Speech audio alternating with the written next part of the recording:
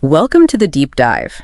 Today we're taking a fascinating leap into a field where you might least expect to find cutting-edge AI, the complex world of engineering, specifically the design of high-powered rockets. Yeah, it's pretty cool. We've got a compelling piece of research emerging from Tufa Labs that throws large language models, or LLMs, headfirst into this challenging arena. That's right. This deep dive, it really centers around the preprint titled LLMs for Engineering, Teaching Models to Design High-Powered Rockets by Toby Simonds. Okay.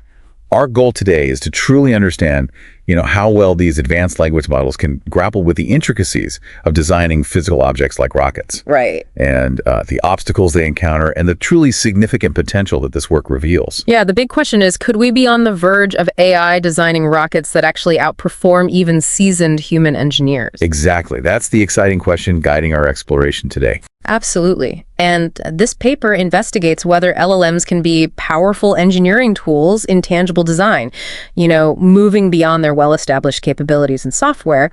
And the researchers couldn't have picked a more compelling test case than high-powered rocketry. Definitely not. It's a domain with a well-defined level of complexity.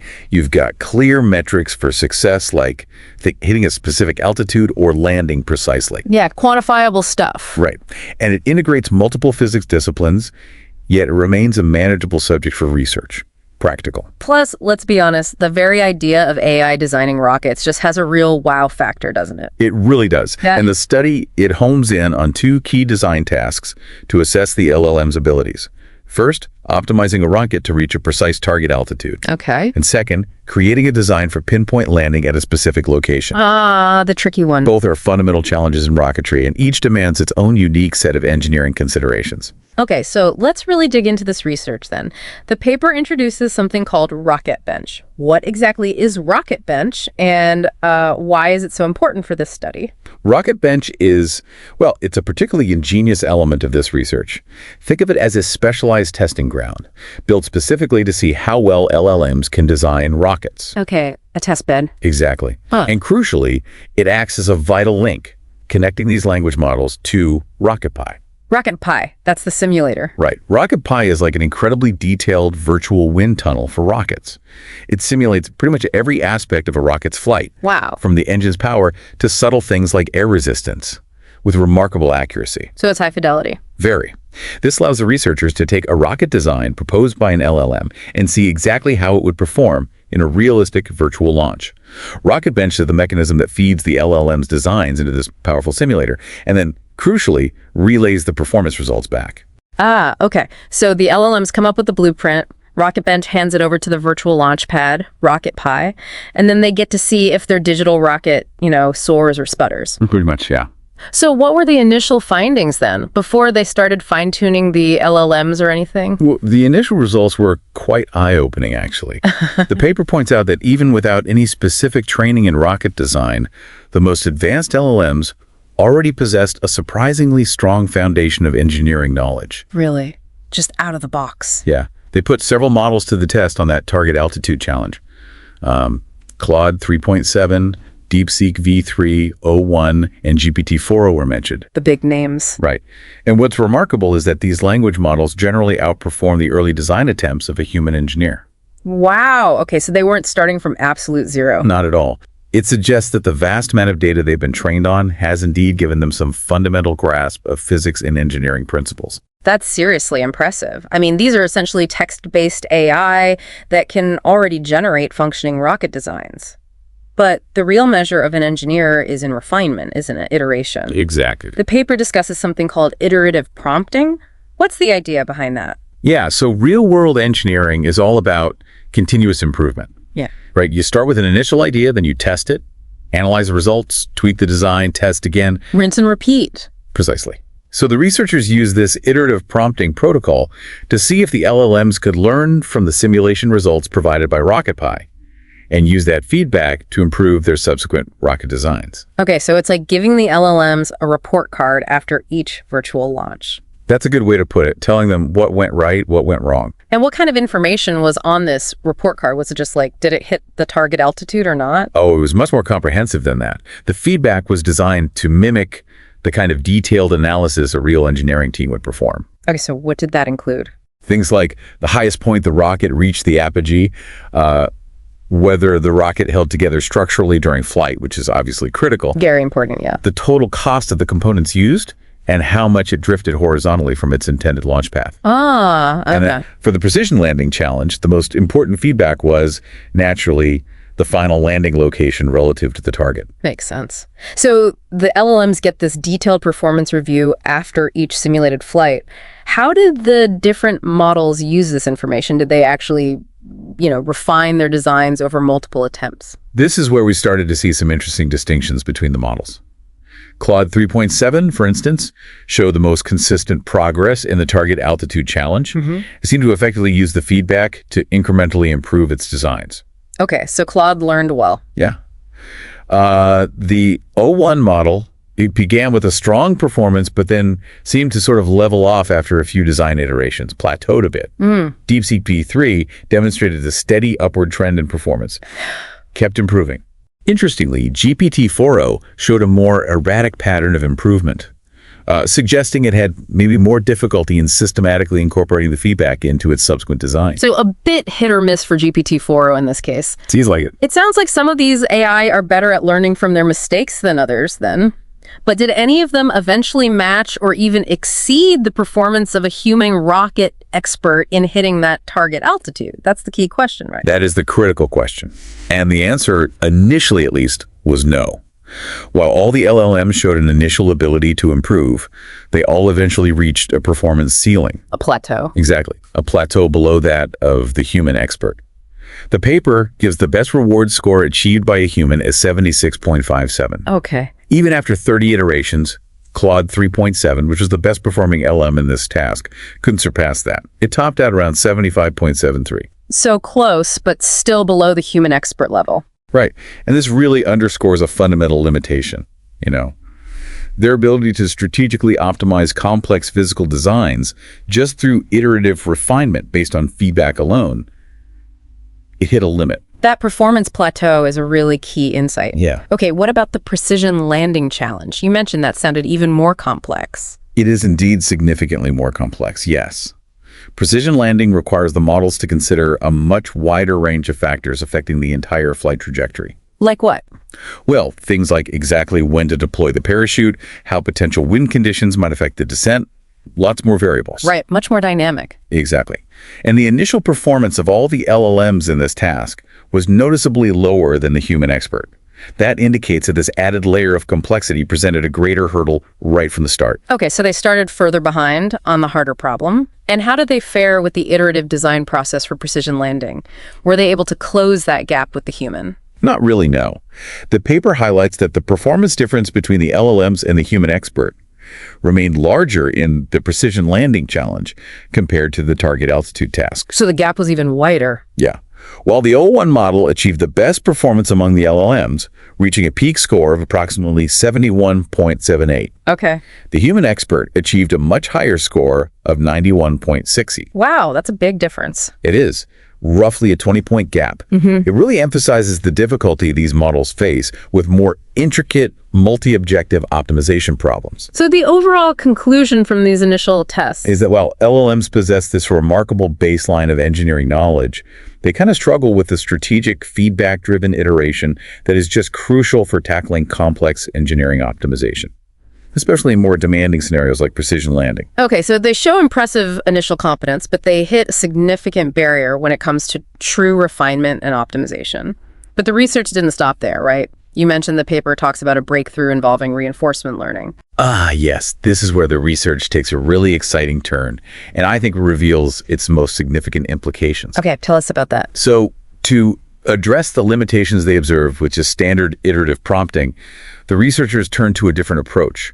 Reinforcement learning, or RL. Right, RL. Specifically, they employed a method known as Group Relative Policy Optimization, GRPO. GRPO. And they applied it to a smaller language model called Quinn 2.57b, which has 7 billion parameters, noticeably smaller than, say, GPT-4o. Interesting. So reinforcement learning, that's where an AI learns through trial and error, basically, getting rewards for actions that move it closer to its goal. Precisely. That's the core idea. How did they apply this to the challenge of rocket design? What did that look like? Well, the RL-trained LLM was provided with the environmental conditions for the launch, atmospheric details, Okay. a catalog of available rocket components, different motors, materials, nose cones, that sort of thing. The building blocks. Exactly. And the underlying code that defined the reward function. Now, think of the reward function as a really detailed set of rules that specifies how successful a rocket design is. So it codes the goals. Right. It takes into account factors like altitude accuracy, landing precision, cost effectiveness, structural safety, all the important stuff. Got it. And to give the model a starting point and like a sense of the desired format, they even provided a single example of a working rocket design. Just one. Okay, so the AI gets the fundamental rules, the tools it can use, and a basic example to learn from. What happened when they let it learn through reinforcement learning? What were the results? The results were truly striking. Especially in that first target altitude challenge, the RL-trained model demonstrated consistent and significant improvement in its reward score over the course of its training. It learned effectively. It really did. And the key outcome is that it ultimately surpassed both the human expert's top score and the best performance achieved by any of the state-of-the-art LLMs they had previously tested using just iteration. Wow, so it beat the human score. Yes. It reached a peak score of 79.98, exceeding the human score of 76.57. That's huge. It is. It suggests that by learning through this guided trial and error, the AI was able to discover design optimizations that maybe even experienced human engineers might not have readily identified. That's a significant leap. So using reinforcement learning, they actually broke through that human performance ceiling they saw earlier. They did. Okay, what about the more challenging precision landing task? Did RL have a similar impact there? The impact was even more profound in the precision landing challenge. Really? Yeah. The RL-trained model showed a dramatic increase in its reward score. It went from a very low initial performance, remember that big gap? Yeah. To a remarkably high level. Okay, what score did it reach? The peak score it achieved was 95.6. 95.6, compared to the human at 91.6. Exactly. Significantly outperforming both the human experts, 91.6, and the best score of the other LLMs, which was only around 71.78. That's incredible. And perhaps the most impressive result, maybe even practically speaking, was the landing accuracy. This RL-designed rocket landed within just 12 meters of the intended target. 12 meters. That's astounding accuracy for a simulation like this. It really is. So it seems like reinforcement learning is the key here. It's unlocking the true potential of these language models for complex engineering design. What's the core insight? Why was RL so effective in overcoming the limitations they saw with just iterative prompting? Well, the paper emphasizes that RL training effectively addresses that fundamental weakness of standard LLMs in this context. Their difficulty in strategically and efficiently improving designs based on feedback. The plateau problem. Right. The RL process allows the model to more systematically explore the vast space of possible rocket designs. It learns through trial and error, which adjustments to the rocket's parameters lead to the best outcomes according to that defined reward function. It's a more focused exploration. Exactly. And it's also worth noting again that a relatively small 7 billion parameter model, when trained with RL, outperformed much larger foundation models and even human experts. That really highlights the power of this specific learning approach. And the paper sheds some light on why this combination of LLMs and RL is so powerful. Something about overcoming a cold start problem. Can you explain that? Yeah, exactly. So in traditional reinforcement learning, especially when applied to complex domains like this, the AI agent often faces what's called a cold start problem. Meaning it has to do a lot of random exploration at the beginning, just trying things out before it starts to stumble upon strategies that actually work. This can be incredibly inefficient. wasting a lot of time in computation. Exactly, especially in fields like engineering, where each evaluation, like running one of those detailed RocketPie simulations, can be computationally expensive. LLMs, though, with their pre-existing knowledge of physics and engineering principles gleaned from their vast training data, they don't start from scratch. They have a head start. A huge head start. They have a built-in understanding that allows them to make more informed decisions right from the outset. This leads to much more sample-efficient learning with RL. They don't need to waste time on completely nonsensical designs before finding a good starting point for exploration and improvement. Okay, so RL provides the powerful learning engine, and the LLM's pre-existing knowledge gives it that crucial initial boost, making the whole process way more effective. You got it. That seems to be the key synergy here. This sounds like it could really, truly revolutionize how engineering is done. What are the broader implications for the field? What might the future look like based on this kind of research? The potential impact is, well, it's enormous. RL-trained LLMs could fundamentally transform engineering practice across a wide spectrum of disciplines, not just rocketry. Like what? Imagine these systems acting as incredibly advanced next-generation CAD computer-aided design tools. Okay. They could automatically explore vast design possibilities, suggest optimized solutions that human engineers might not have even considered. Finding non-intuitive answers. Potentially, yes. And ultimately, this could free up human engineers to focus on higher-level innovation, creative problem-solving, defining the goals. Moving up the value chain, so to speak. Exactly. This could significantly accelerate the design process for everything from aircraft and cars to bridges and medical devices. It could lead to real breakthroughs in performance, efficiency, maybe even safety. That sounds like a monumental shift beyond our current engineering capabilities. But the paper also touches on some limitations and challenges that still need to be tackled, right? It's not all smooth sailing from here. Oh, absolutely. Yes, there are definitely remaining hurdles. One key challenge is the need for effective and standardized interfaces between LLMs and the diverse range of domain-specific simulation environments used in different engineering fields. Like RocketBench was for RocketPie. Precisely. We need equivalents of RocketBench for aerospace, civil engineering, chemical engineering, you name it. Building these bridges for various disciplines will be essential for widespread adoption. Makes sense. What else? Another critical challenge is the development of robust and accurate reward models. Defining precisely what constitutes a good design in a way the AI can understand and optimize for, that's hard. Getting the objective function right. Exactly. If the reward function isn't well defined, the RL agent might inadvertently optimize for unintended or even undesirable characteristics. Goodhart's law, essentially. Right. Optimizing for the metric, not the actual goal. There's also a brief mention of safety concerns too, isn't there? Yes, the paper touches on that. If these RL-enhanced LLMs become powerful enough to rapidly design complex systems, it could potentially lower the barriers to developing dangerous technologies. That raises questions for open source communities and AI regulation down the line, something to keep an eye on. Definitely important points to consider as this technology matures. Okay, so to bring it all together then, what are the most important takeaways for you from this deep dive into this really fascinating research? Well, I think the central finding is this contrast. Current state-of-the-art LLMs, on their own, have this remarkable initial engineering knowledge, but they really struggle to iteratively optimize complex physical designs through feedback as effectively as human experts do. They hit that plateau. Right. However, by integrating reinforcement learning techniques, specifically this GRPO method, with an LLM, the researchers have shown a powerful way to overcome this limitation. The RL breaks the plateau. Exactly. The RL-trained model didn't just learn to significantly improve its rocket designs based on simulation feedback. It actually surpassed both human expert performance and the capabilities of larger foundation models in both tasks, target altitude, and, even more impressively, precision landing. Which highlights the potential for AI to not just assist human engineers, but maybe even discover novel and superior design solutions on its own. That's the really exciting prospect, yes. So it's the synergy then. It's the LLM's broad knowledge base combined with the focused learning power of reinforcement learning that creates this potential paradigm shift for engineering. Precisely. It seems to address the data inefficiency often seen in traditional RL and the optimization limitations encountered with standard LLMs.